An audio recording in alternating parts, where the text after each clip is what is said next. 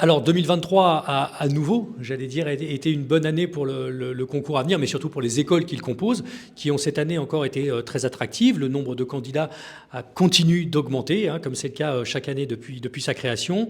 L'équivalent de 23 000 candidats réunis autour du concours à venir cette année, toutes procédures confondues. Hein, j'entends des élèves de terminale, mais également des élèves déjà en études supérieures ou en classe préparatoire qui ont souhaité rejoindre les écoles du concours à venir. Donc des chiffres très, très impressionnants parfois, mais aussi très bons pour nos écoles qui aujourd'hui sont, et ça se reflète dans Parcoursup, les écoles d'ingénieurs post-bac privés les plus demandées au sein du portail ministériel Parcoursup. Donc une très bonne année en termes d'attractivité, avec des écoles qui sont parfois en région, parfois en Île-de-France, parfois plutôt généralistes pour des jeunes qui n'ont pas une idée très précise du domaine de l'ingénierie qui les intéresse, mais aussi au sein de ce concours des écoles spécialisées pour des jeunes qui, pour des raisons familiales la plupart du temps, amicales, ont une idée un peu plus précise du domaine qui les intéresse et qui peuvent faire ce choix tout de suite après le bac. Voilà, donc des écoles très attractives, mais du coup aussi relativement sélectives au sein de ce concours, qui se positionne encore une fois comme le concours leader au sein des écoles post-bac privées.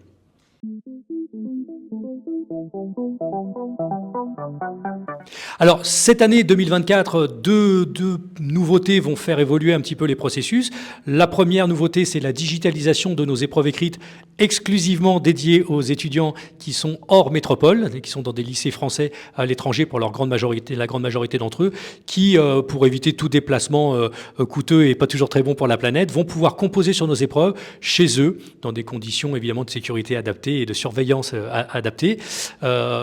Cette possibilité de digitalisation des épreuves pourra potentiellement aussi être proposée à certains candidats en situation de handicap dont les aménagements pourraient nécessiter des contraintes trop importantes en termes de déplacement dans nos centres d'examen. Donc ça, c'est une vraie nouveauté pour nous, la possibilité de digitaliser des épreuves, encore une fois, candidats en situation de handicap pour une petite partie, mais surtout pour l'énorme majorité, nos candidats hors métropole, ce qui représente un peu plus d'un demi-millier de candidats. Voilà.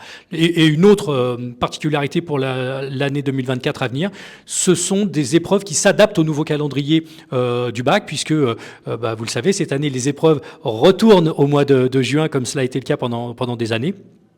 Et du coup, comme nos épreuves ont lieu cette année le samedi 4 mai, vous vous doutez bien que le samedi 4 mai, tous les candidats n'auront pas, en tout cas les professeurs de nos candidats n'auront pas abordé l'intégralité du programme de terminale. On laisse donc la possibilité à nos candidats de ne répondre qu'à une seule partie du sujet. En l'occurrence, par exemple, en mathématiques, le sujet comportera 60 questions. Les candidats ne devront répondre qu'à 45 d'entre elles. Ils pourront librement et individuellement laisser 15 questions de côté qui correspondront la plupart du temps à la partie du programme que leur professeur n'aura pas abordé. Donc là, l'idée, c'est vraiment de permettre à tous nos candidats, aucune copie ne se ressemblera, tous les candidats auront la possibilité de personnaliser leur grille réponse en fonction de l'avancée du programme de leur professeur.